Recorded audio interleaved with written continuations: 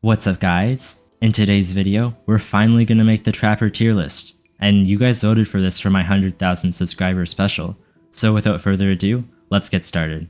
So to rank these trappers, I'm going to be using 3 different categories. The first one is knowledge, so what kind of traps do you know? Do you know how to build funnels and ladders, and do you know how to choose the right trap for a certain location? That's what goes into a trapper's knowledge. The second category is mechanics, so are you good at pulling on time? Are you good at building the trap fast? Are you good at obsidian trapping or even sign pressure plating? That's what goes into mechanics. And the third category is innovation. So have you come up with new traps? Have you refined current traps to make them better? Have you invented new tech that hasn't been seen before? That's what goes into innovation. So yeah, let's get started with the ranking. First up we have DoomedCow. Now DoomedCow has been on the trapping scene for a little bit, and he's quite the innovator. He's come up with the ruined portal trap, the slime flat ground trap, and even the meteor trap, which is one of the best traps in Minecraft. He also has pretty good mechanics and can clutch up games. And with all that said, that's gonna get him added to the B tier. Not bad. Next up we have ParkerGameBrain. Now Parker's quite a creative trapper, like your typical fruitberries. He's come up with a lot of unique traps over the years, including honey slabs, the cobble wall jump, and the blacksmith blackstab, which is definitely an S tier trap. Parker's also great at taking current traps and making them more effective and work better for longer, which is a skill that not many people have. Knowing a lot, having good mechanics, and inventing a lot of traps, that's gonna get Parker added to the C tier. Next up we have JudeLow. Now I bet lots of you guys were waiting for me to rank Jude because oh my god, famous trapper. So the thing about Jude is that he's a great performer, as you'd see in his videos, but he often prioritizes content over winning. Just look at this clip right here. As you can see, Jude has a lot of healing, but he purposefully gets low just to make it close for the content, and he ends up paying the price.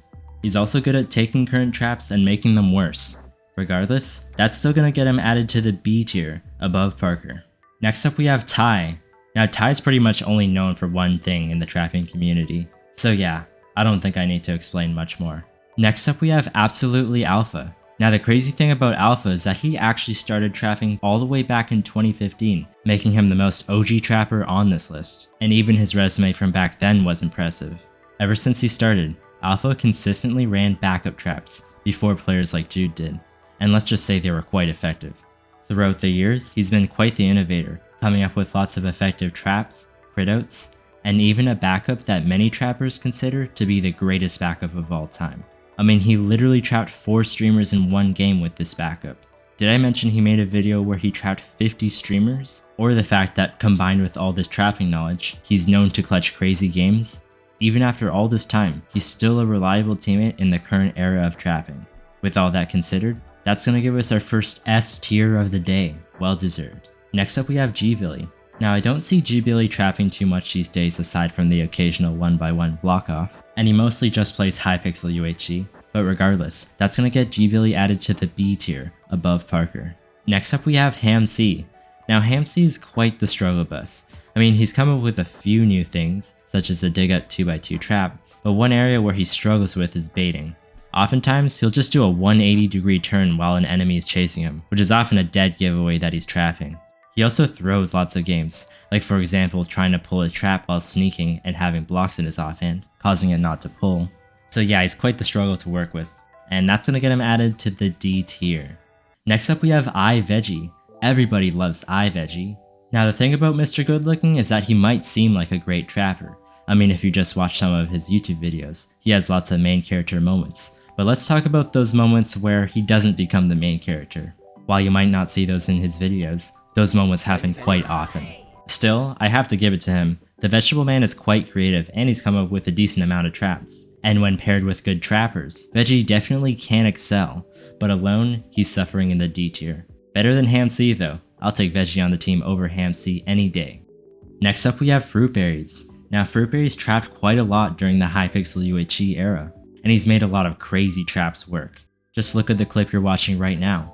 Fruit was able to trap a streamer using a fake screeny trap. He also has insane mechanics and is great at obsidian trapping. Overall, fruitberries is quite the innovator with a diverse skill set that has allowed him to clutch many games, and that's gonna get him added to the S tier, joining his best friend Alpha. Next up we have Dream. Now Dream needs no introduction as he is known as the best player in Minecraft, but how does he fare against other trappers? Well, he's actually pretty good.